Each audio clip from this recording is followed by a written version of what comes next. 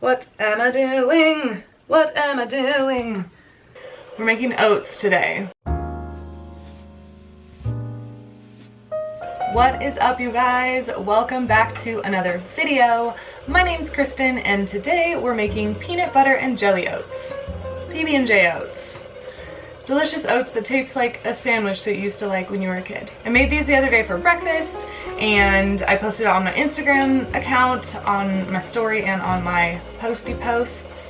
And you guys were like, what are those? I need the recipe. And I was like, it's seriously so easy. I'll do a recipe video on it. So that's what I'm doing today. These oats are super easy. They're super yummy. And yeah, you guys will like them a lot. They're also really cheap. So if you're looking for something affordable, this is a really good way to go. Yeah, so let's just start making some oaties. All right, so I started boiling some water. So this is 4 cups of water. I'm making 2 servings, one for me, one for Casey. So if you're making 1 serving, just cut this recipe in half. So you'd be boiling 2 cups of water. I always do 2 cups of water to 1 cup of oats. I don't usually use the whole cup of oats. I do like 3/4 of a cup. I usually find that like 3/4 of a cup of oats for me, of dry oats, is a good amount, but I eat a decent amount of food. So play around with this recipe and see how much works for you. But I'm making 2 servings and Casey and I like to eat a lot of food. So these are gonna be 2 big servings. So anyway, 4 cups of water boiling with just a little pinch of salt. I'm gonna turn it up a little bit. So while you're waiting for your water to come to a full boil, you're just gonna wanna roughly chop up some dates. So I'm just using dates as the only sweetener in the actual oats. And this is what I normally only sweeten my oats with, but we're gonna make like a little peanut butter drizzle to go on top. So that's gonna sweeten up the oats as well. So you can skip the dates if you don't want them in there, but I like them in there for the texture and stuff. So I just am using, these are not medjool dates. You can use medjool dates. These are just the cheap ones in bulk. And I literally just like chop them 2 at a time into like crumbly little pieces. And you can chop them how fine you want. If you can use like a date paste or a date syrup if you want instead. I just am like kind of lazy usually and just find that chopping them up totally works. So I usually do 3 dates per serving, so I'm doing 6 dates. I just chop 2 at a time, and I should take my coffee off of this table. I wish I had another camera so I could show you guys another angle. I'm working on getting another camera. If you want to help support me get another camera, go buy my ebook. It's on my website and it's awesome. Oh shit, my shirt might catch on fire. That's what the dates look like. Kind of finely chopped, roughly chopped, whatever you want to do. So while this water's boiling, chop up the dates and then just get the rest of your ingredients ready. There's a full recipe in the description of this YouTube video. It's also on my blog. There will be a link to my blog in the description of this video as well. So check that out. And yeah, so just prep your stuff, get everything ready, and then when the water starts to boil, you can start making your oats. Like I said, for every like 2 cups of water, I usually add in like 3/4-ish, a little bit more cup of oats. And I'm making 2 servings. So to this water, I'm going to add, it's like that much. It's not all the way full. 2 of those. And then at the same time that you put in your oats, you're gonna wanna put in a couple of other things. This is when you wanna put in your dates so that the dates can start to sweeten the oats. Raisins, I love raisins in my oatmeal. These kind of give it like a grape jelly vibe too. So I don't know, maybe like a 1/4 cup of raisins. And then I also like to add in cinnamon at this point too. I don't really measure when I'm cooking, so I'm just gonna estimate. I would say like a 1/2 teaspoon. So if you're doing like, you know, 1 single serving, then use a 1/4 teaspoon. But you can just dump in however much you think looks good. And this just like helps infuse the oats with cinnamony yumminess. So once it comes back up to a boil, turn down your heat pretty low because you're gonna put a lid on top and you don't want the oats to boil over.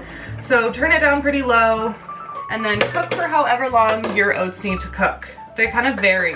These are like the old-fashioned oats, so they take a little bit longer, like 10 to 15 minutes. But if you have the instant, like the quick cooking oats, then that'll just take a little bit of time. But yeah, kind of see however long your oats take to cook and cook them that long. And then once those are done cooking, or almost done, then I'll add in a few other things and I'll show you what that is once that happens. So I'll see you guys in like 10-ish minutes.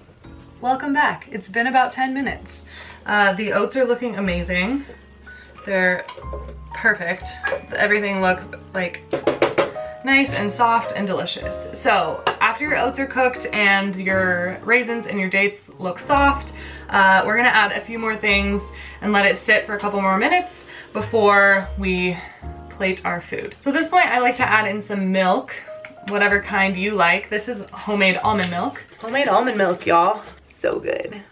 I'll link a recipe for you guys in the description below. I usually use homemade cashew milk, but we were out of cashew, so I made almond milk the other day. So I don't know exactly how much of this I use. Let's see.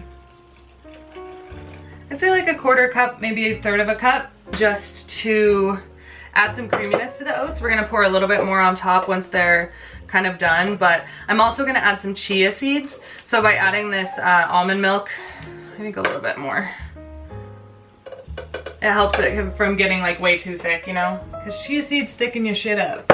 Okay, so I'd say maybe even like a half a cup then. And then like a tablespoon of chia seeds is going in. Those are really a good source of omega-3s and essential fatty acids, and they're just really awesome. They make these just a little bit more filling too, so I like adding them. And then I'm also gonna add a little bit more cinnamon because I just love cinnamon in my oats. You can also add in vanilla. You can do whatever you want, literally. Make these oats however you want, but I'm just showing you exactly how I make them. So those three things are stirred in, and now you're just gonna let it sit for like a couple more minutes. I usually turn the heat down pretty low, almost off, and just let it kind of sit and get warm. In the meantime, we are going to make our little peanut butter drizzle mixture. This is like the best part of the entire recipe. I can't remember whose YouTube channel I learned this from. It was either Stella Ray's or Claire's Plentiful Soul. I can't remember whose it was. Maybe it was both of them when they were like hanging out together. Okay, so this delicious mixture is 2 ingredients: powdered peanut butter. I use this PB2 brand. I really like it. It is pretty simple ingredients: roasted peanuts, sugar, and salt. So the directions for this is to mix 2 tablespoons of this PB2 with 1 tablespoon of water and stir until smooth. But we're instead gonna do a couple tablespoons, I'd say maybe 3 tablespoons. You might need more. You just gotta make however much you want. So start kind of small and then work your way up if you want. And then instead of water, we're adding 100% pure maple syrup. I would say about a tablespoon to start with. So definitely less maple syrup than PB2 because you don't want it to be too syrupy. And then you just mix it together.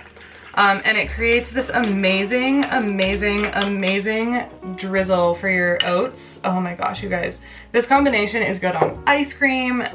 This is just the best thing I've ever had. So literally you just mix it up and just make it however thick you want it to be. I like it about that thickness. It's like caramely almost, you guys. It tastes so good. It'll thicken up a little bit as it sits too, so if you need to add more maple syrup, go for it. If you don't want to do all maple syrup, you can do a little bit of water and maple syrup if you don't want it so sweet. So make it however you want, but I'm indulging. And then for our jelly part, we already have raisins in here, but I just use frozen fruit. You can use fresh fruit if you want. I love frozen fruit with my oats, so try it if you haven't yet. I love it. That's what I'm using today. These oats have sat for a minute, so I'm just gonna turn the heat off completely now. Everything has thickened up with the chia seeds and the almond milk. Oh my God, it looks so good. This is gonna be amazing. Okay, we're gonna plate these up and we'll tell you how it is.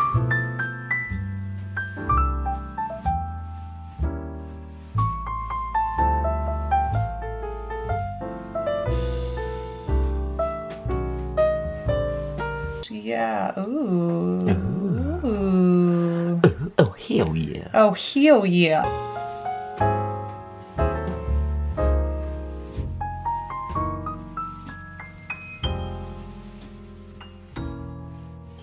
I'm so excited to try these. Gotta get a little bit of the peanut butter and a little bit of the jelly. Oh my God. This is like my favorite thing in the world. You have to make it. So good. If you guys liked this video, make sure to give it a thumbs up. Subscribe to my channel if you would like to, and I'll just see you guys in my next video. Peace out.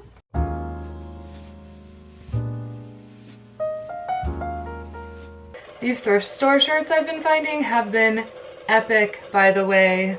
This one literally says simply the best grandma, and it's like long sleeves, like longer sleeves, and this white neck, and it's all baggy and so comfy, and it goes with my like backward chaps. My pants are just falling apart. They're like full pants in the back. Chapless, yeah, anyway.